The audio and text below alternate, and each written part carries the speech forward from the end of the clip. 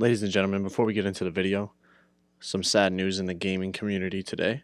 For those of you that aren't aware, at a Madden event, a 24-year-old man went in there with a gun and basically shot the place up. There was a picture that went along with this tweet, but what he's looking for is attention, and I'm not going to give that to him. The point of me mentioning this quickly, I'm not going to talk about it for long, is just so that you can keep those people who were affected by this situation today in your thoughts and your prayers, and know that I will do the same. Thank you.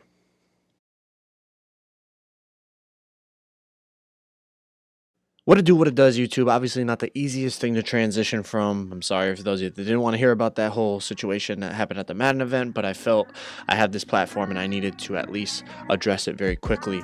But we will move on and get back to the usual topics that we talk about. Now today, my discussion will be about 2K Community Day. Last year, it was a great event.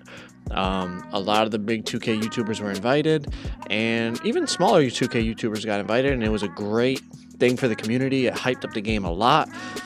Some would argue it overhyped the game, but it created a level of excitement throughout the community, and I thought, it was really good for the community, whether, we like the game or not.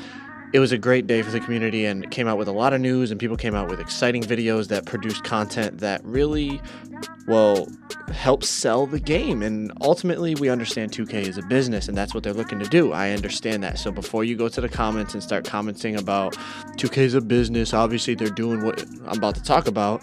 I understand they're a business, but there's also things about business that we're not thinking about, and maybe they aren't either. So let's get right into it. Now, a 2K Community Day. Obviously, it's about 2K. So you would think 2K YouTubers that have been posting all year and really promoting the game, putting out fresh content consistently, have a big support, a support system, a lot of subscribers, whether it's Twitch, YouTube, whatever the case may be, would be invited, right?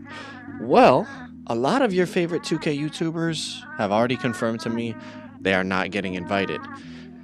They haven't gotten invited, and they're not going to get invited.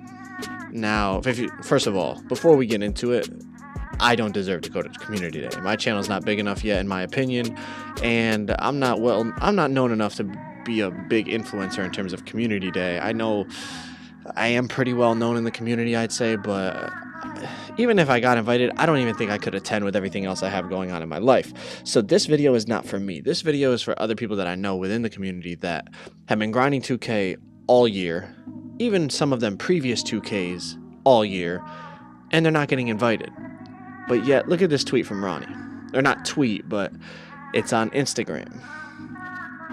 He tells Summer Rae to check her DMs for an event invitation. Now, that boy, it's a business. They're gonna invite the biggest influencers. Like I said, I know it's a business. Of course they're going to invite big influencers. I completely understand.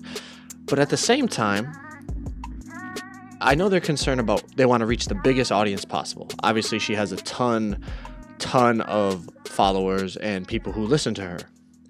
But one thing about business that maybe they're not considering is, of course you want to get new customers, right? Of course. You want new people to play the game, buy the game, all that as a business. But what about the people that already buy your game? What about the customers you have? What about customer retention? Don't you want to keep those people? If somebody watches a YouTuber who basically puts all their time and effort into putting out content about the game, and they support that YouTuber beyond belief, and then they're looking for new news about 2K19 from Community Day, and their favorite 2K YouTuber wasn't even invited. First of all, that might upset them, the YouTuber, but it also might upset their fan base. Like, why wasn't he invited? He puts out great content, he promotes your game, all that stuff. You couldn't give him an invite? I just think that's an interesting thing. Also, let's look at the most popular game out right now. We all know what it is, right? Do we need to say it? It's Fortnite. Fortnite does events all the time. They do tournaments, they do events where they're interviewing them beforehand, they're having these players play with celebrities. So, yes, they're bringing in people that are big influencers, for example, celebrities, NBA players, personalities, all these people that are big influencers. But what else are they doing? If you're a big CDN the Third fan, he's there. If you're a big Myth fan, he's there. If you're a Dakota's fan, Ninja, these people are there because they're invited. Now, you're also bringing in the big influencers, for example, Summer Rae or whoever else you might want to bring in. But you're bringing in people that not only play your game and know about your game, but promote your game and put out content about your game. Seems like a good business strategy to me.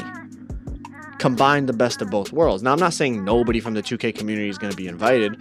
I'm sure the super duper big ones, your Fredo, like we already talked about from the last event they had that wasn't actually Community Day, but all the big ones were there for the most part. They didn't invite quite everyone, but for the most part, the big ones were there.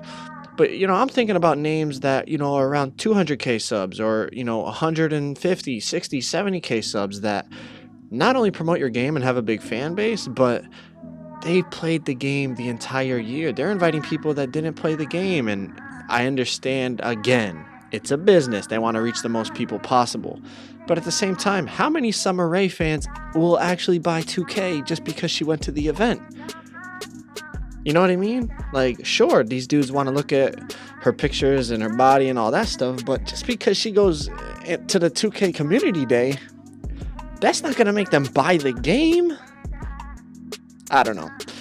Just my thoughts on it. You guys, of course, let me know what you think about the whole thing down in the comments. Do you think it's a good way to go about it? Should they be combining, not only the big 2K YouTubers, but the small, hold up, Fortnite, right?